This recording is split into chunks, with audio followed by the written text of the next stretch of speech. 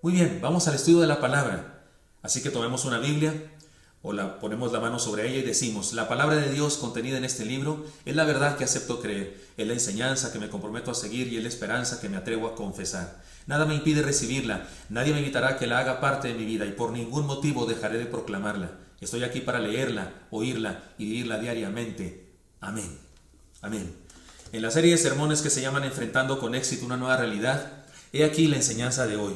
Una nueva realidad se enfrenta siendo auténticos. Podría decir yo también siendo cristianos y no solamente haciendo cristianadas. Cuira, wi sematirawe, shuriga yiri shi revarimbu. No, sé que no me entendieron, es que estaba hablando en tarahumara. Pero lo hice para ilustrar una cosa. ¿Sabe qué? Aunque sé decir algunas cosas en tarahumara, no soy tarahumara. Es decir, que no todos los que hablan chino son chinos. Y no todos los que hablan cristianés son cristianos. ¿De qué estamos hablando? He aquí la enseñanza principal. La nueva realidad se enfrenta siendo cristianos auténticos y no haciendo cristianadas. Digo, yo voy a utilizar esa frase, haciendo cristianadas, para referirme a lo que no es auténtico. El diccionario define auténtico como legítimo, verdadero, original, real, cierto, fidedigno, innegable, probado, acreditado, confirmado, refrendado, atestiguado, formalizado, legítimo. Y lo contrario a esto sería falso, ilegítimo, espurio, incierto, adulterado, amañado, aparente, apócrifo, artificial, engañoso, fingido, irreal, supuesto. Yo les propongo que vivamos un cristianismo auténtico porque esta es la estrategia para superar con éxito la nueva realidad. Porque acuérdese, tiene estos elementos: superar la nueva realidad, pero con éxito. Analizaremos el evento de la deportación de Babilonia una vez más. Los babilónicos incursionaron en Israel en 3 ocasiones y secuestraron personas en 3 ocasiones. Se llevaron lo mejor de la sociedad de los israelitas a Babilonia. En la primera de estas deportaciones fue deportado Daniel y sus amigos Misael, Ananías y Azarías. Les propongo que nos enfoquemos en estos 4 muchachos porque eran jóvenes. 14 años debió tener Daniel cuando fue deportado. Estos jovencitos, adolescentes, nos enfoquemos en ellos y analicemos ¿qué hicieron? Porque sabe una cosa, tuvieron éxito. Ese es el meollo del asunto, tuvieron éxito. Fueron personas con éxito en la nueva sociedad en la que fueron incrustados. Analicemos algunas de sus circunstancias que tuvieron que enfrentar. Eran víctimas de secuestro. Aunque no traían un grillete en su pie y aunque no traían un hierro de esclavo como en aquella época, pero no podían regresar a su tierra. Habían sido llevados de Jerusalén a una nueva ciudad. Les cambiaron de nombres. Eso fue muy interesante porque se llamaban Daniel, Misael, Ananías y Azarías. Daniel quiere decir Dios es juez. Ananías quiere decir la gracia del Señor. Misael quiere decir el Dios fuerte. Azarías quiere decir el Señor es ayuda. Y les cambiaron estos nombres, digamos así, cristianos, estos nombres hebreos, nombres yahwistas de Yahweh, porque todos tenían alguna frase que tenía que ver con Dios. Y les cambiaron sus nombres por nombres paganos. Belsasar le pusieron a Daniel, que significa el guardián de los tesoros ocultos de Bel. Sadrach significa la inspiración del sol, al que los caldeos adoraban. Mesac, de la diosa Sac, nombre bajo el cual se adoraba a Venus. Y Abed-Negó, el siervo del fuego iluminado, que los babilónicos también adoraban. Es decir, que les pusieron nombres paganos. Podemos decir que aunque llevaban nombres paganos, su corazón seguía siendo de Dios. Les cambiaron de ropa, de look, los peinaron de diferente manera, les cortaron el pelo, les pusieron ropas diferentes, les obligaron a cambiar su dieta alimenticia, o quisieron obligarles, porque ahora querían que comieran animales impuros, animales que los hebreos, por la ley, por Levítico, decía que no debían comer. Y también los confrontaron con una nueva filosofía, una nueva religión, con una nueva cultura. Los desafiaron incluso a cambiar su fe. De hecho, cuando les pusieron estos nombres paganos, esa era la intención: alejarlos de su cultura, alejarlos de su Dios. Es decir, les apartaron incluso de su gente, su sociedad y sus símbolos religiosos. En el libro de Daniel encontramos que este cuarteto de muchachos no solamente no se dejaron influenciar por la nueva cultura, por la nueva realidad que estaban experimentando, sino que incluso ellos fueron influencia para aquella cultura. Babilonia era el país más cosmopolita, el país más moderno, el país más culto, el país que más desarrollaba las bellas artes, el país más poderoso, y sin embargo ellos no se dejaron impresionar. Es interesante que Babilonia es una ciudad, y resulta que el día de hoy se utiliza, incluso en el Apocalipsis se utiliza Babilonia como una manera de decir de una cultura idolátrica, inmoral y perversa y opuesta a Dios. Se usa eso cuando en el Apocalipsis se habla de un poder maligno que pretende destruir la humanidad. Se usa la palabra Babilonia, aunque Babilonia ya no existía. En Apocalipsis, cuando se dice Babilonia, no se refiere a la Babilonia de Daniel y sus amigos, se refiere al símbolo que representa, que es símbolo de maldad. Sin embargo, ¿cómo le hicieron estos 4 muchachos? ¿Sobre qué principios se manejaron? Porque tuvieron éxito, y nos ayuda a nosotros a enfrentar con éxito la nueva realidad también. Así que vayamos a las enseñanzas que nos proponen. Primera de ellas, la autenticidad de tener y mantener convicciones firmes. Primer principio, primer base, primer idea que nos presentan. La autenticidad de tener y mantener convicciones firmes. El texto dice uno muy breve, solamente una parte del versículo 8 del capítulo 1 de Daniel dice así: y Daniel propuso en su corazón no contaminarse. Se oye sencillo, propuso en su corazón no contaminarse. Es un hecho que él lo propuso, es probable que él era el líder de los 4 jóvenes que estamos estudiando, pero es un hecho que los demás también siguieron su decisión. Que se oye sencillo. Propuso en su corazón no contaminarse, pero tuvieron que suceder muchas cosas en sus mentes y corazones para lograrlo. Sus conciencias no sucumbieron ante la riqueza, modernidad y poder de Babilonia. No se apantallaron. Su singularidad, su peculiar identidad y su rareza, porque eran raros, porque un judío es raro en Babilonia, igual que un cristiano es raro en un antro, es raro en una cantina. Un cristiano verdadero es raro entre ateos, pero no significa que no debe estar ahí. No, significa que debe seguir siendo raro, por amor de Dios, que debe seguir siendo peculiar, que debe seguir siendo distinto, contrastante. Por su singularidad, su peculiar identidad y su rareza no les hizo sentirse menos. De hecho, se reconocieron como especiales y bienaventurados, no se sentían menos, pero para nada. Sabían que no eran patos feos, sabían que eran cisnes hermosos. La presión social no les doblegó y ellos fueron influencia a otros. La modernidad de aquella cultura, las nuevas diversiones que les ofrecían, las diferentes posturas morales de la sociedad en la que estaban inmersos ahora, no les quebrantaron ni su fe, ni sus valores morales, ni su verdadera experiencia de comunión con Dios. Déjenme lo digo más todavía en nuestro contexto. Fueron a la universidad y la universidad no se los tragó. El día de hoy hay jóvenes que en la preparatoria, en la secundaria van a la iglesia, creen lo que dice la Biblia, levantan la palabra, llegan a la universidad y ahora resulta que ya son ateos o libres pensadores, o la universidad se los traga. A estos no les hizo ni lo que el aire a Juárez, o les hizo lo que el aire a Juárez, solo les movió el sombrero. Al parecer fue cosa sencilla, pero no lo fue. Y podríamos decir, bueno, aplicaron principios morales, se abstuvieron. Yo digo que hay un principio ético-moral que está implícito aquí, la abstinencia sabia. Ante el conflicto ético, la abstinencia sabia. Pero ¿sabe qué? Hicieron más que eso, sucedió algo más que eso. No solamente siguieron reglas, no solamente dijeron, no debemos hacer eso porque es pecado, porque a Dios no le agrada que hacemos eso. No, ¿sabe qué fue el asunto? Que no es que actuaron solamente pensando en lo que era bueno y que era malo. No, actuaron en virtud de su identidad. Es decir, no actuaron por cuestión de bueno o malo, actuaron por cuestión de quién soy. No era solo cuestión de qué hacían, sino cuestión de quién eran. No comieron de aquellos alimentos porque ellos eran hebreos, judíos, seguidores de Jehová, seguidores de lo que dice el Pentateuco, porque ahí estaba ese asunto de los alimentos.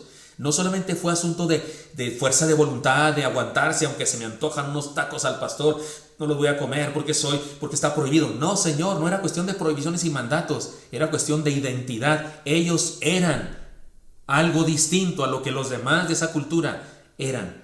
Apliquemos esto a nuestro presente. Al terminar la pandemia, queridos hermanos, se exaltará la pasión por la diversión, después de estar encerrados.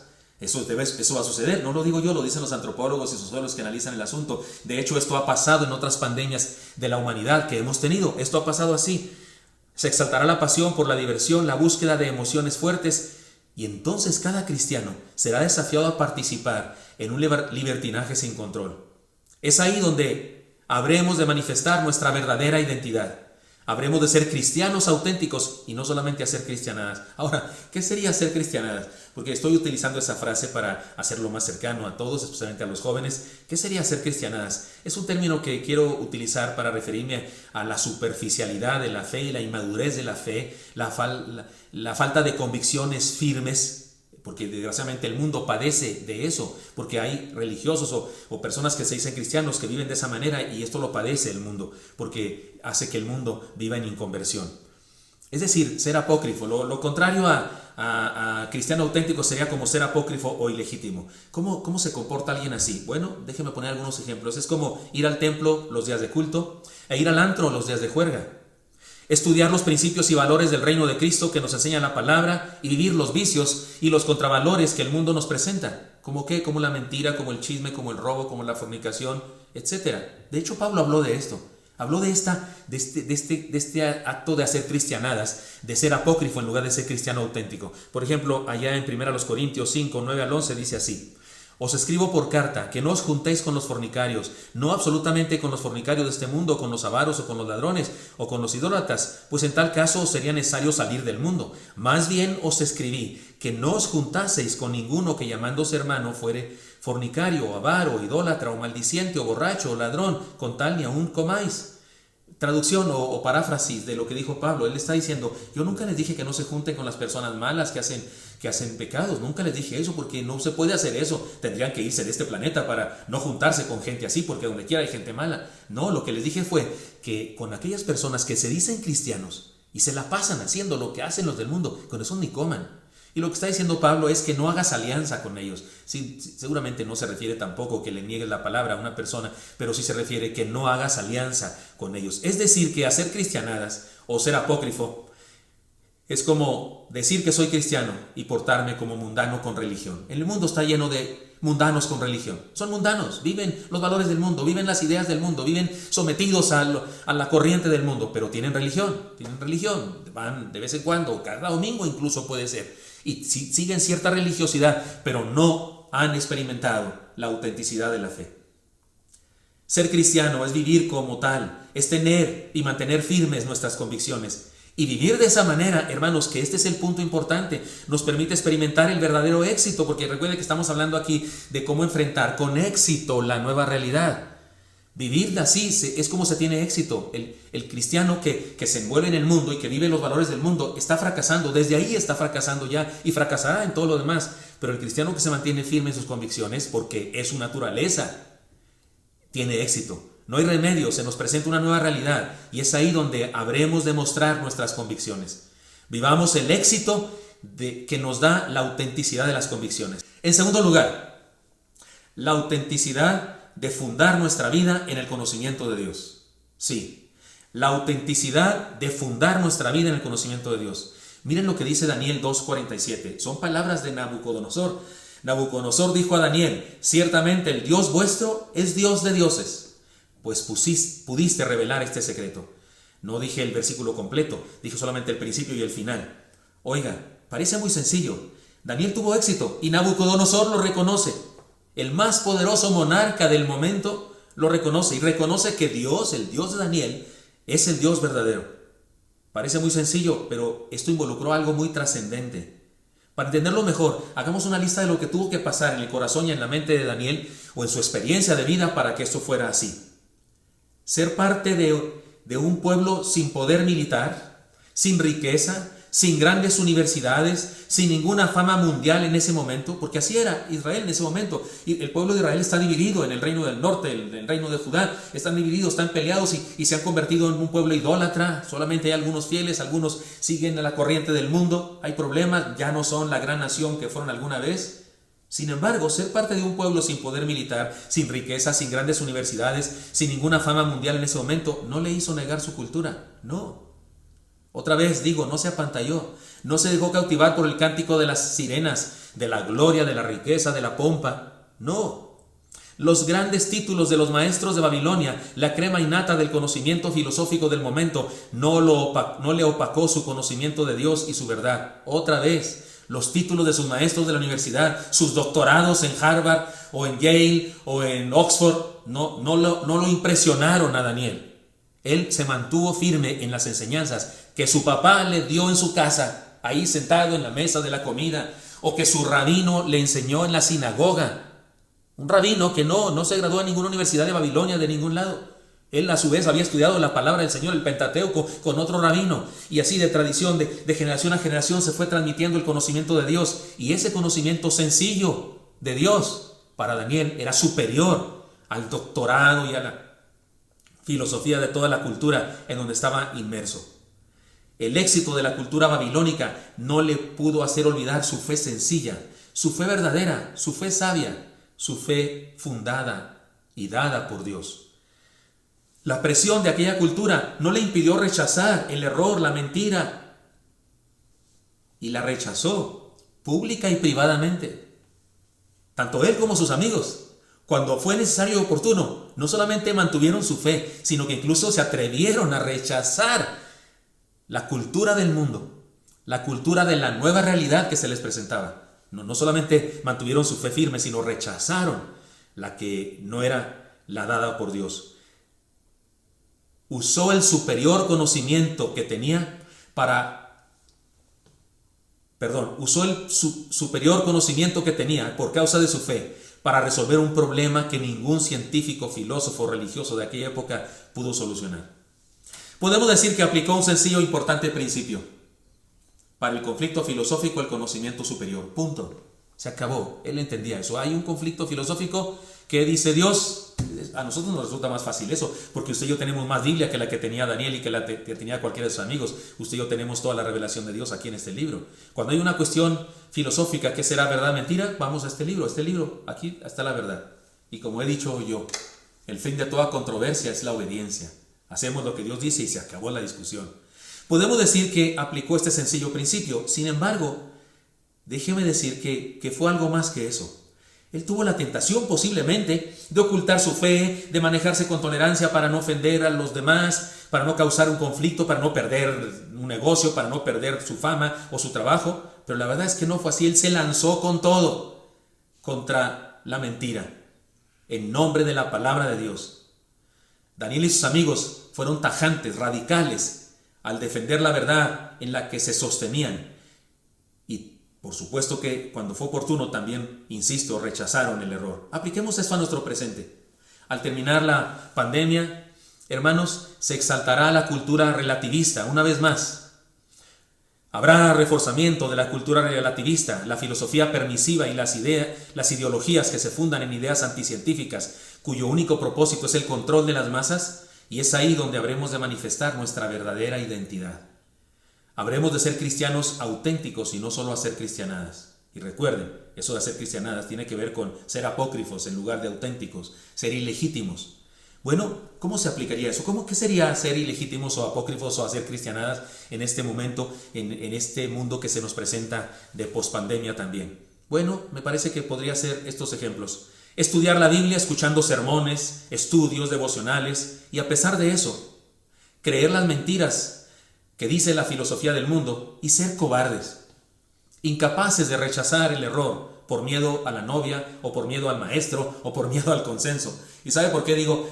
Usted sabe que cuando digo miedo al consenso es muy típico eso. Aceptamos cosas por miedo a los que nos rodean, o aceptamos algo porque el maestro fulano, doctor y no sé qué nos dice. Pero ¿por qué digo la novia? ¿Sabe por qué? Porque tuve una experiencia de alguien que era como muy machista. Era un jovencito, pero así como que él, de hecho, estaba incorrecto, porque yo no estoy de acuerdo con el machismo y usted tampoco.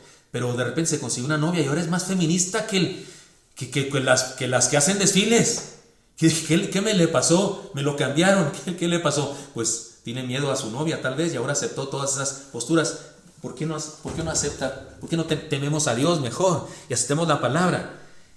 Otra manera de hacer cristianadas o ser así apócrifo es decir que amamos a Dios y defender las ideologías del mundo. Identidad de género, las ideas del LGTBI, ahora se dice feminismo, etc. Porque hay gente así que dice que ama a Dios. Pero defiende las ideologías del mundo que contradicen la voluntad de Dios y la palabra de Dios. Por ejemplo, otra manera de ser cristianadas es hacer nuestra declaración de fe, levantar la palabra de Dios, este libro y no sé qué, y luego decir que la Biblia es un libro muy antiguo y que por lo tanto es un libro patriarcal, que es machista y que sus enseñanzas sobre la familia, sobre el hombre y la mujer ya no se aplican. Por Dios, este libro es vigente en toda época y ni es machista ni es feminista, pero hay quien anda diciendo eso. Eso es hacer cristianadas. Y necesitamos ser cristianos auténticos, no ilegítimos ni apócrifos. Otra manera de hacerlo así es decir que amamos al prójimo, como Dios manda, porque Dios dijo que hay que amar al prójimo, pero defender el aborto, que no es otra cosa que matar al prójimo, más prójimo e indefenso. Hay quien dice, no, es que los derechos de la mujer y los derechos del niño. Y luego fíjese, porque es el prójimo, y prójimo significa próximo. No hay más próximo en este mundo, no hay más prójimo en el mundo que un niño en el vientre de una persona. Se puede estar más próximo que dentro, y algunos son asesinados, y son indefensos y prójimos. Y hay quien defiende eso, y dice que defiende el amor al prójimo. Es una incongruencia, no puede ser eso. O se es cristiano auténtico, o se es otra cosa. Ser cristiano es vivir como tal. Es fundar nuestra vida en el conocimiento de Dios y vivir de esa manera. Y vivir de esa manera nos permite experimentar el éxito verdadero. No hay remedio. Se nos presenta una nueva realidad y es ahí donde habremos de mostrar nuestras convicciones. Vivamos el éxito que nos da la autenticidad del conocimiento de Dios. Ahora, no pierda de vista lo que he estado diciendo. Cuando vivió de esta manera, Daniel o sus amigos tuvieron éxito. Recuerde que nuestra intención es aquí hablar de cómo enfrentar una nueva realidad con éxito. Pues los que vivieron estas enseñanzas que estamos estudiando tuvieron éxito. Y en tercer lugar, la autenticidad de entregar la vida. Aquí hay dos ejemplos. Los tres amigos, Misael, Ananías y Azarías, y Daniel por su parte. Respecto a los tres amigos, dice el texto de Daniel 3:26, salieron de en medio del fuego. Fueron desafiados a adorar un ídolo y dijeron, no lo adoramos. Se llamaban Sadra, Mesad y Abed-Nego en idioma babilónico, pero no hacían honor a sus nombres, porque no adoraban a ninguno de esos dioses cuyos nombres simbolizaban. Y mire lo que le dijeron a Nabucodonosor. Sadra, Mesad y Abed-Nego respondieron al rey Nabucodonosor diciendo, no es necesario que respondamos sobre este asunto. He aquí nuestro Dios a quien servimos puede librarnos del horno de fuego ardiendo y de tu mano, oh rey, nos librará. Y si no, sepas, oh rey, que no serviremos a tus dioses, ni tampoco adoraremos a la estatua que has levantado. Podemos decir que sencillamente aplicaron un principio para el conflicto de lealtad, la convicción a toda prueba. Y me gusta mucho que le dijeron, no la adoraremos. Y cuando dijeron, Dios nos puede salvar, pero luego dicen, y si no nos salva, igual no la adoraremos, están diciendo, no vamos a ser fieles a Dios porque nos libre de este horno. No, aunque no nos libre, vamos a ser fieles a Él. Porque no sabemos si ya nos quiere en el cielo. Si nos quiere muertos, adelante, nos vamos. Pero de cualquier manera, no adoraremos a tu estatua. No tienes que esperar un tiempo, no nos des tiempo para pensarlo. No, ya lo decidimos desde siempre. Y respecto a Daniel, la Escritura dice en Daniel 6:23, y ninguna lesión se halló en él porque había confiado en su Dios. Los gatos resultaron de Angora, no eran leones, eran gatitos de Angora. No le hicieron ni rasguños. Y en el caso de los que estaban en el horno de fuego, usted sabe, cuando se asomó el rey para ver, veía a 4 personas, no 3, sino 4 personas. Seguramente Jesús preencarnado estaba con ellos. Y en este caso, Daniel sale ileso también. Oiga, los 4 amigos resolvieron el problema con valor, se negaron a practicar un ritual popular porque iba en contra de su verdad. En caso de Daniel, estaba prohibido orar al Dios verdadero, pero si su naturaleza es orar al Dios verdadero, si él es un cristiano, un seguidor de Jehová, si se llama justicia de Dios, ¿cómo de que no va a orar al Dios verdadero? Abre las ventanas de su casa y ora, tómala. No solamente mantuvo su fe, sino que confrontó el error de la cultura, la nueva realidad en donde vivía. Para este momento ya era adulto, para este momento de esta oración él ya es un adulto. También los 3 ya no son muchachos, ya son adultos cuando experimentaron estas posibilidades de morir. Pero los 4 aplicaron un principio del Nuevo Testamento que dice, es necesario obedecer a Dios antes que a los hombres. No lo conocían, no se había escrito en el Nuevo Testamento, pero aplicaron eso. Es necesario obedecer a Dios antes que a los hombres. Tuvieron que ser confrontados con su fe ante un horno de fuego y ante un foso de leones. Y otra vez, y esto es lo maravilloso y esto es lo importante que quiero enseñar aquí, hermanos, tuvieron éxito, salieron victoriosos. ¿Queremos tener éxito, hermanos, en la nueva realidad? Pues seamos auténticos. Seamos cristianos auténticos, no seamos de esos que hacen cristianada solamente, no, seamos auténticos. La autenticidad da la victoria. El que no es auténtico, el que vive como apócrifo, ya perdió, ya fracasó. El que se comporta como mundano con religión, ya está fracasado. La única manera de salir librados, de salir con éxito de una nueva realidad, es siendo auténticos. Si tenemos una fe por la que no estamos dispuestos a morir, entonces nuestra fe no vale mucho. Y si no estamos dispuestos a hacer ninguna cosa por lo que creemos, entonces no creemos. Por esa razón deberíamos definirnos. Ahora apliquemos esto a nuestro presente. Al terminar la pandemia, Según los expertos, se exaltará el autoritarismo de los gobiernos y el control de las masas por medio de las tecnologías actuales y nuevas. Ahora mismo los gobiernos nos están controlando para bien. No sales de tu casa, enciérrate para bien. Hay países en donde hay policías afuera golpeando a la gente que sale. Aquí en México, gracias a Dios, no ha sido así. Pero sí, en el mundo entero se ha exaltado la autoridad de los gobiernos. Bueno, eso, dicen los que saben, se quedará. Eso va a quedar en el mundo, el autoritarismo de los gobiernos. Y habrá vigilancia. Se habla de nuevos métodos y de nuevas plataformas para los celulares en donde estaremos vigilados. Un ojo, y no solo un ojo, sino un oído nos controlará. Las iglesias seremos vigiladas. De todo, en nuestra economía, de lo que predicamos, lo que enseñamos, seremos más vigilados. Eso es un hecho. El nuevo mundo, la nueva realidad que enfrentaremos tendrá esas características. Todos estaremos bajo el ojo de vigilancia. Y la intolerancia a las ideas radicales como las nuestras se exaltará. Y oiga, nosotros sí que tenemos ideas radicales, los cristianos. Será entonces que habremos de ser cristianos auténticos y no solo haciendo cristianadas. Ahora, ¿qué es eso de hacer cristianadas o apócrifos o ilegítimos? Déjenme poner 3 ejemplos. Mantener un cristianismo de templo. O sea, en la vida secreta del templo. Pero en la vida diaria, ser un cristiano secreto allá. Nadie sabe que soy cristiano. O sea, solamente soy un cristiano en el templo. Pero afuera no lo soy. Hay gente que hasta dice, aquí en el trabajo no soy hermano, aquí somos compañeros de trabajo. ¿Cómo que somos hermanos donde quiera que andemos? Pero hay gente que vive su cristianismo solamente en el templo. Y afuera, en el mundo, es un cristiano secreto. Por no perder su trabajo, por no perder amigos, por no perder un negocio. Otra manera de hacer cristianada sería ser parte de una comunidad de fe y también participar en las tradiciones sociales y culturales que proclaman preceptos religiosos opuestos a nuestra fe con tal de no ser rechazados. Hay gente así, viviendo como el mundo, pero con religión. Congregarnos con otros cristianos y ser infieles a nuestra fe viviendo de acuerdo a la corriente del mundo. Otra vez, hablando, está clarísimo, ser como el mundo, mundanos. Ser cristiano es vivir como tal, es entregar nuestra vida de verdad. Y vivir de esa manera nos permite experimentar el verdadero éxito. Porque, mire, si soy auténtico cristiano, tengo un éxito auténtico. Si soy un cristiano apócrifo, tengo un éxito apócrifo. Así de sencillo. Un cristianismo verdadero te permite un éxito verdadero. Un cristianismo apócrifo te permite un éxito apócrifo. Grábase eso, va a venir el examen. No hay remedio si se nos presenta una nueva realidad, y es ahí donde habremos de mostrar nuestra lealtad al Señor. Vivamos el éxito que nos da la autenticidad de la entrega. Así que, hermanos míos, tengo un desafío a ser cristianos en una nueva realidad. Resumiendo el punto, estamos viviendo una nueva realidad y cuando termine la pandemia, sin duda enfrentaremos una nueva realidad. El mundo pospandemia será diferente al que conocimos antes, en muchas de sus dinámicas sociales y en sus valores e ideas.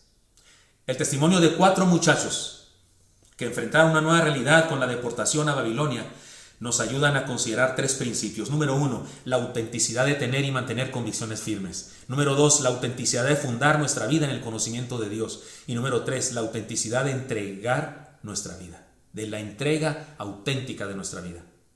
¿Cómo se comentaría esto en un programa noticioso?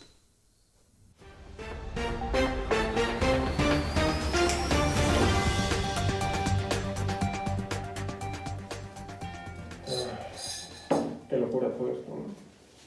Sí, con la vez. ¿Listos? ¿Lista?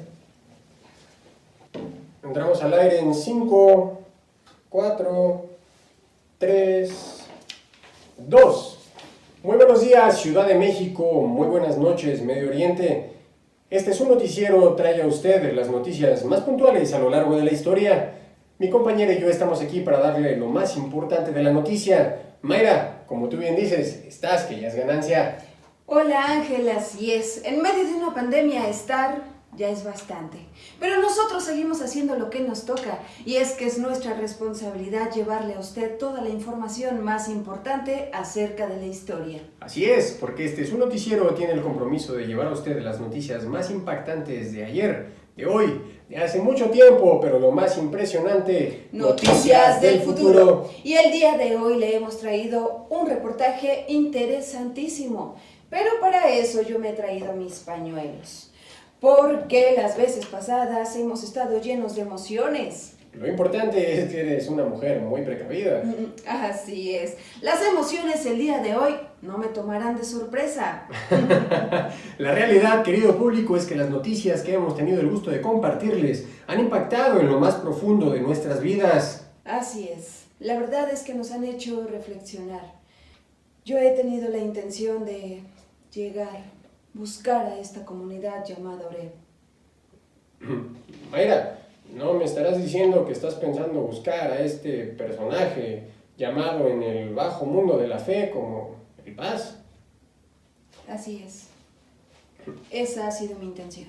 Mayra, permíteme recordarte que si la intención es conocer el porqué de esta comunidad de fe que cuenta historias acerca de las noticias que nosotros damos, para eso tenemos grandes investigadores como el buen Dante Medina y su leal camarógrafo Casimiro. Sí, lo sé. Pero no se trata solo de dar una noticia, solo de comentar la historia. Entonces, ¿de qué se trata? Se trata de entender el porqué de la historia, del eco que viene a ser esa historia en nuestro presente. Como diría la sabiduría popular, por algo pasan las cosas. De entender que todo lo que hemos comentado aquí lleva una enseñanza. ¿No te has dado cuenta de ello? Bueno, sí, he reflexionado un poco acerca de eso, pero nosotros estamos aquí para traerles las noticias. Solo eso. Sí. Disculpe, querida audiencia, creo que nos hemos salido un poco del tema. Pero no se preocupe porque nosotros traemos para usted las noticias y un reportaje interesantísimo. Perfecto. Adelante, Mayra. Verán, los días anteriores le comentábamos de las injusticias, terribles injusticias, que el rey Nabucodonosor estaba cometiendo con los pueblos cercanos. También le comentábamos de cómo es que había conquistado a la nación de los hebreos y cómo es que estaba haciendo la deportación a Babilonia. Así es. Nuestros informantes nos han comentado y nos explican que han realizado 3 incursiones en las que, escuche usted bien, han secuestrado, oyó bien, secuestraron a lo más importante del mundo de la ciencia, de la política y de la filosofía. Resulta que nuestro corresponsal Dante Medina y su inseparable amigo camarógrafo Casimiro se lograron meter a los recovecos de la ciudad de Babilonia y nos consiguieron para nosotros, y solo para nosotros y claro para ustedes, unas extraordinarias e increíbles entrevistas. Muy bien, adelante Dante, te escuchamos. Adelante. Hola Ángel, Mayra, ¿me escucháis? Estoy en el interior de una residencia en Babilonia. Aquí no hay guerra, no hay tumultos como en las anteriores entregas. Aquí todo es calma. La gente vive en prosperidad y se trata de una de las ciudades más ricas y poderosas del momento. ¿Y cuál es la noticia? ¿Qué de interesante tiene todo eso? Para su información, la primera deportación de los hebreos se efectuó en el año 606 a.C., la segunda en el 597 y la tercera un poco después. Y resulta que Dante está precisamente en el siglo V buscando información solo para usted. Insisto, ¿qué es lo interesante en esta noticia? Vamos con Dante.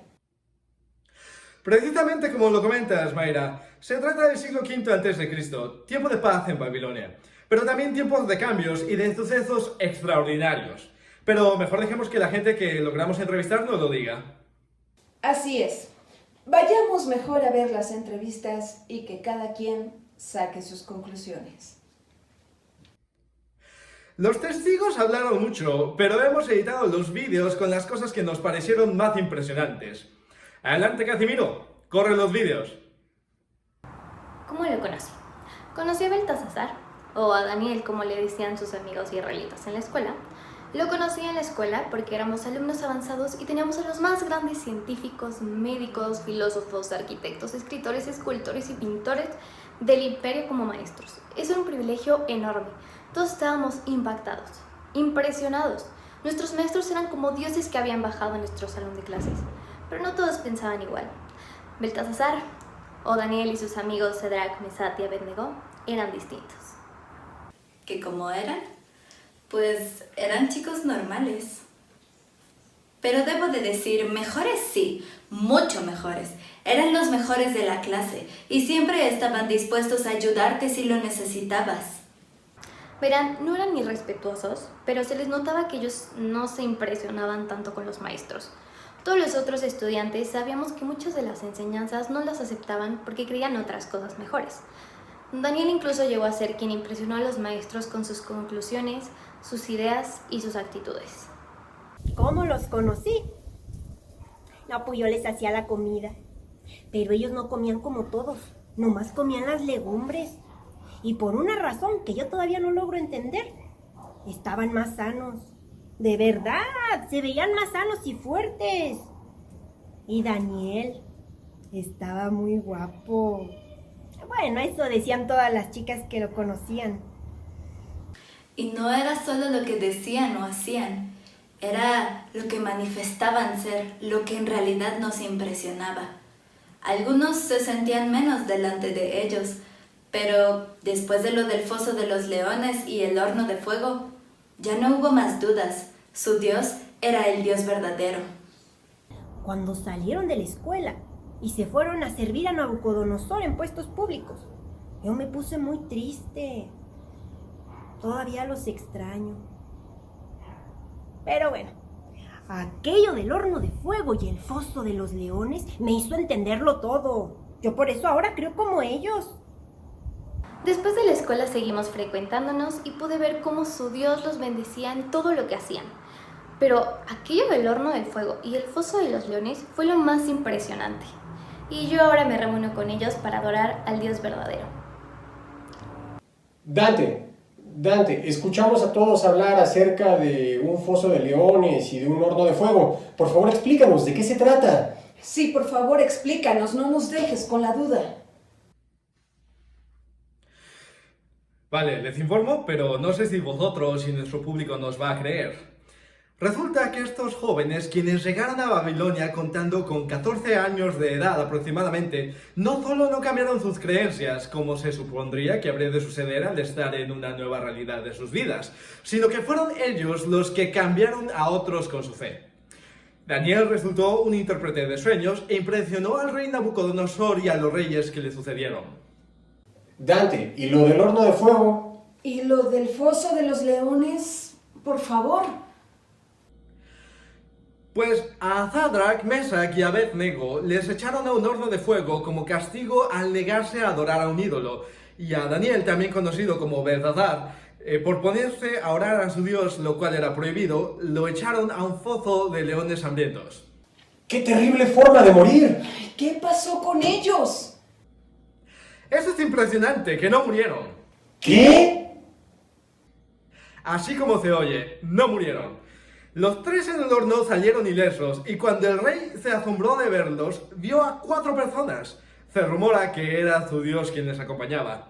Y en cuanto a Daniel, él salió sin que los leones le hiciesen ni un solo rasguño. ¡Aleluya! ¡Así es! Digo, eso es lo que hice por acá. Yo solo les informo. Casimiro no ha dejado de llorar de emoción con las historias. Hombre, tranquilo, casi. Tranquilo, hombre, todo va a estar bien. Exactamente. La moneda está en el aire. La verdad es que ya no sé qué decir. Esta noticia nos tiene muy impactados. Muy impactados. He decidido ir en busca de esta comunidad de fe. En busca de este líder religioso llamado el Paz. Quiero creer.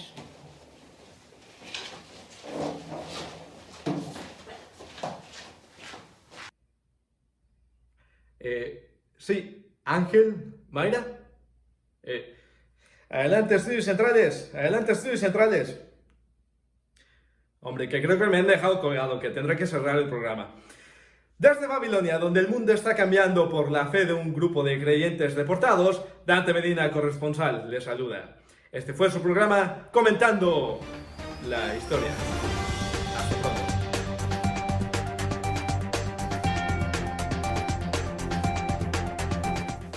¿Qué les parece? Una historia así en cualquier lugar sería impresionante. Y esta es la historia de estos 4 amigos, y esta es nuestra historia. Esta es nuestra historia. Usted y yo vivimos en la deportación al mundo. Estamos en este mundo. Jesús dijo que no nos quitaran del mundo, que aquí estemos, porque tenemos un papel, una función de influenciar. Ahora, déjeme ponerme muy serio, porque lo que sigue es de lo más importante que les voy a decir durante toda la pandemia. Permítame leerles algo muy importante que nos puede ayudar a concluir.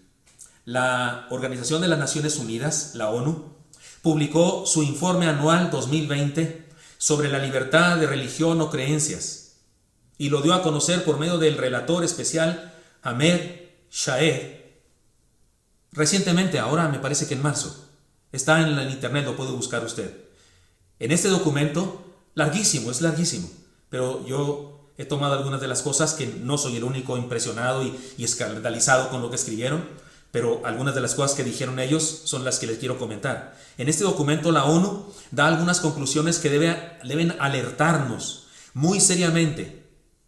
Esta es una de sus desafortunadas conclusiones que declararon al mundo. La ONU declaró al mundo lo siguiente: la religión en general y la cristiana en particular es enemiga de los derechos humanos. ¿Puede imaginar lo que esto significa? Está diciendo que los religiosos y especialmente los cristianos somos enemigos de los derechos humanos. Es mentira. Somos los que más ayudamos al ser humano cuando hay problemas. Somos los que más ayudamos en los momentos de contingencia. Somos los que más ayudamos al prójimo. Pero dice la ONU, una autoridad a nivel mundial, que la religión y los cristianos particularmente somos enemigos de los derechos humanos. ¡Qué grave es eso! Pero aún hay más. He aquí otras de sus malintencionadas declaraciones. Fíjese lo que dice la ONU. Las leyes basadas en la moral tradicional, a menudo de naturaleza religiosa, deben ser derogadas si entran en conflicto con las opiniones de los estudiosos de los derechos humanos y los expertos de la ONU. ¿Puede creer eso? Si quiere, regrésele y vuelva a escuchar. Es grave lo que está diciendo. Es decir, que la ONU debe decir a las iglesias qué es lo que deben creer y lo que debemos creer y lo que debemos enseñar de moral. Y en su declaración incluso está implícito el rechazo de la moral tradicional de todas las culturas del mundo. Están diciendo que todo lo que nos enseñaron y todos los principios morales de la historia de cualquier religión están mal y que debemos adaptarnos a los que ellos están inventando. En resumen, están diciendo que todo principio moral que haya existido antes debe cambiar y ajustarse a lo que ellos dicen. Lo más grave de todo es que este documento fue creado, según ellos, en defensa de la libertad religiosa y de la libertad de conciencia. Es absurdo. Ahora bien, si se trataba de condenar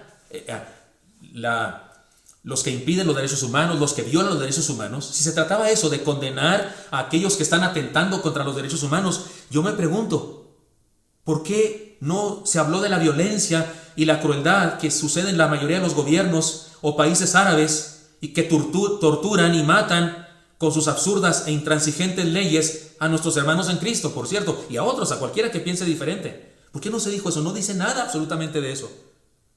¿Por qué no se habló de lo que pasa en los pueblos latinoamericanos como Cuba o Venezuela, en donde hay pobreza y no se deja a la gente hablar, no se deja a la gente expresarse? ¿Por qué no habló de lo que pasa en la República Popular de China con su gobierno de terror? ¿Por qué no habló de lo que hacen los países dominantes haciendo tratos que solamente les convienen a ellos, tratos comerciales ventajosos que les impide a los pueblos pequeños y pobres crecer y a ellos les hace más ricos? ¿Por qué no habló de eso la ONU? No. A cambio de eso, se les ocurrió decir que los cristianos somos enemigos peligrosos para el ser humano y definió a la iglesia cristiana como un enemigo de altísima peligrosidad. Usaron esa frase para referirse a nosotros, los cristianos. Enemigos de altísima peligrosidad. Hermano, estoy diciéndole algo real, serio, sucede, está en internet. De hecho, tuvo el atrevimiento de sentenciar que habrá que obligar a las iglesias evangélicas a acatar una doctrina progresista que ellos ya están confeccionando. ¿Sabe qué está diciendo la ONU? Estamos creando una nueva religión y la vamos a mandar para que todos la adopten. Eso es lo que está diciendo en resumen. Esto suena a escatología, esto suena apocalíptico en el sentido popular del término apocalíptico. Esto suena a apocalipsis. Esto suena a anticristo, a bestia, a Babilonia, a nueva Babilonia. Y esto está pasando. Esto sucedió, está en internet. Es el informe 2020 en relación a los derechos humanos, la libertad religiosa y de conciencia. Tenemos que reconocer que estamos ante una seria, terrible, ofensiva y muy peligrosa declaración de guerra de los poderes mundanos contra la iglesia del Señor. No podemos ignorar esta nueva realidad. Era indispensable que yo se los comunicara. No podía no predicar, no hablar de esto en este sermón. Ante esta agresión, les propongo reflexionar y tomar decisiones de acuerdo a lo siguiente. Hermanos, número 1, identifiquemos la razón de esta declaración de guerra. ¿Sabe una cosa? Somos luz en medio de las tinieblas, somos sal de la tierra, y la sal hace arder las heridas, y la luz encandila los ojos que han estado cerrados y enfermos durante mucho tiempo. Para la ONU, la iglesia es una institución cuyos principios y valores emanados de la Biblia sobre la sexualidad humana son peligrosos y discriminatorios porque ellos han enseñado aberraciones. Y nuestras ideas, sí, son enemigas de sus ideas. No somos enemigos de los seres humanos, pero sí somos enemigos de la aberración, de las ideas anticientíficas y de las ideas que están basadas en mentira. Para la ONU, la iglesia es una institución capaz de impedirles establecer en todo el mundo la ideología de género que agrede la identidad del ser humano, denigra nuestra naturaleza y destruye la familia. Ellos no saben que somos capaces de impedirles eso, por eso nos consideran enemigos. Y para la ONU, la iglesia latinoamericana, especialmente la iglesia latinoamericana, ellos dicen ahí, es un estorbo constante para la legalización del aborto.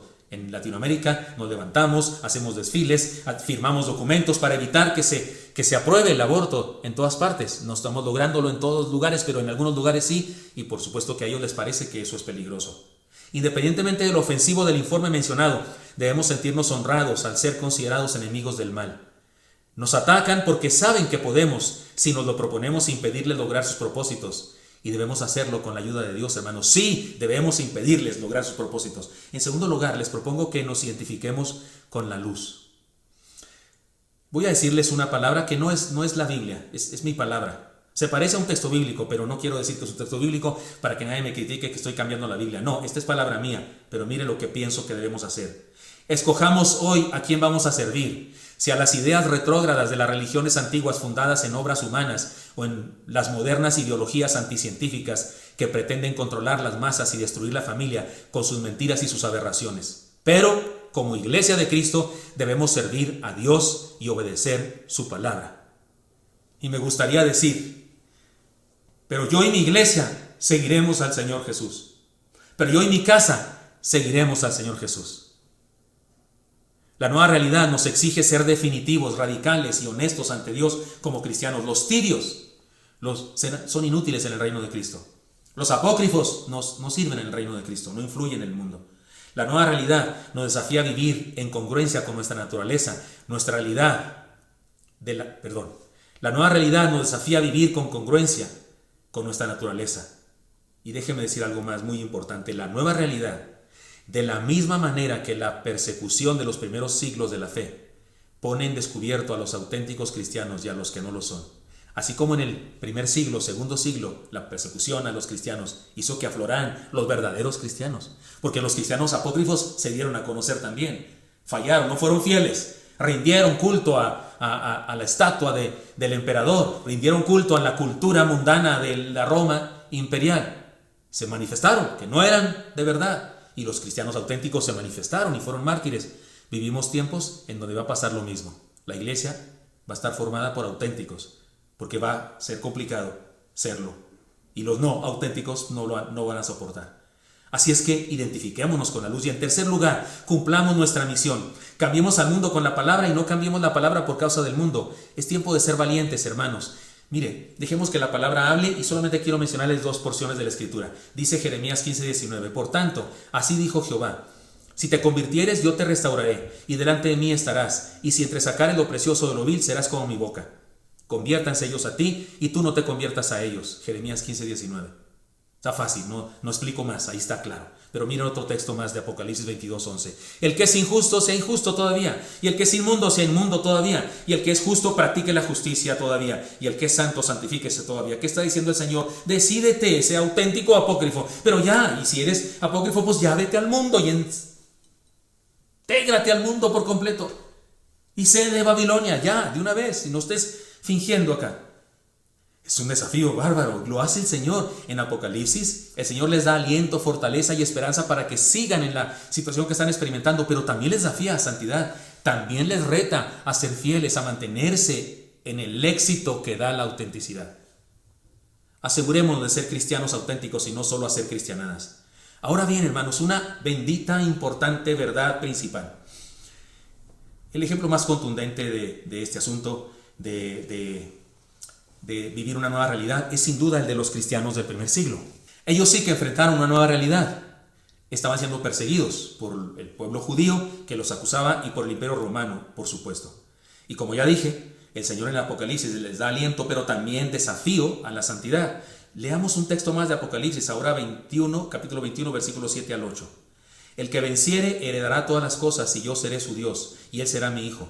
Pero los cobardes e incrédulos, los abominables y homicidas, los fornicarios y hechiceros, los idólatras y todos los mentirosos tendrán su parte en el lago que arde con fuego y azufre, que es la muerte segunda. Significa lo que signifique el lago de fuego y azufre que arde y que es la muerte segunda, porque hay quienes ahora dicen que no hay infierno y que no sé qué. Pues, independientemente de lo que signifique, significa algo malo. ¿Está de acuerdo conmigo? Es algo terrible. Lago de fuego es algo terrible. Es lo más opuesto, diametralmente lejano que existe a las palabras de Jesús que dijo, hoy estarás conmigo en el paraíso. Evidentemente, lago de fuego y azufre está lejísimos del paraíso. Y la palabra dice que unos irán a ese lugar, lago de fuego y azufre, que arde, y otros al paraíso. ¿Y cuál es la diferencia? El principio dice al que venciere, los valientes. Hermanos míos, es tiempo de ser valientes. Es tiempo de ser atrevidos, de ser aguerridos. Y qué interesante que en ese catálogo que hace el Apocalipsis de los pecadores o de los que irán a otro lado, en ese catálogo los primeros que aparecen son los cobardes. Los cobardes y luego los incrédulos. ¿No le parece interesante que diga? Y luego los abominables, y por abominables son los que hacen todo tipo de cosas terribles. Pero antes están los cobardes y los incrédulos, es decir, los que no son valientes, los que no se mantienen fieles. Es interesante eso. Pues bien, Daniel, Misael, Ananías y Azarías fueron sometidos al desafío de una nueva realidad y pasaron la prueba. Y esta es la enseñanza interesante, hermanos. Tuvieron éxito. Fueron consejeros reales, embajadores, personajes respetados, prósperos, seguramente más ricos que la mayoría, y pasaron a la historia como héroes. Todavía hablamos de ellos. Héroes de nuestra fe. Ser cristianos y no solo hacer cristianadas. Ser cristianos y no ser apócrifos es el mejor camino para el éxito y es la manera de enfrentar con éxito la nueva realidad. ¡Qué bendición! Estamos ante la maravillosa oportunidad de nuestra vida. Oiga, hermano, esto que tenemos enfrente es una oportunidad, no es una desgracia, es una oportunidad. Miren, ahora ustedes y yo tenemos el más grande desafío y la más grande oportunidad de gloria. Más grande que jugar el 5º partido con la selección en un mundial. Más grande que ganar una medalla de oro en los Juegos Olímpicos. Más grande que ganar un premio Nobel. Tenemos la oportunidad de ser lo que Dios quiere que seamos en su plan de salvación, cristianos auténticos. Y con ello, ser exitosos. Es una gloriosa oportunidad que se nos presenta. Ser quien Dios quiere que yo sea. Aprovechemos la oportunidad. Sí, este es un sermón lleno de exhortaciones, yo lo sé, y he leído una cosa muy grave que es una realidad en nuestro mundo actualmente. Pero hermanos, todo esto para decir, enfrentemos con éxito la nueva realidad. ¿Cómo lo logramos? Siendo auténticos cristianos. Señor Santo, pongo en tus manos nuestras vidas. Te pido que como iglesia, Señor, seamos de los que dicen, pero yo y mi casa seguiremos al Señor Jesús. En el mundo hay cambios, en el mundo se propone una nueva religión globalizada, se proponen ideologías absurdas y llenas de aberraciones. Dios, no sucumbiremos ante eso y mantendremos nuestra fe fundada en tu palabra, en tu verdad. Queremos ser los hijos auténticos de Dios, los seguidores de Jesucristo, discípulos de Jesucristo auténticos. Señor, úsanos, por favor, bendícenos. Pongo en tus manos a mis hermanos y mis hermanas y que podamos vivir de esa manera, honrándote a ti. Te lo pido en Cristo Jesús. Amén.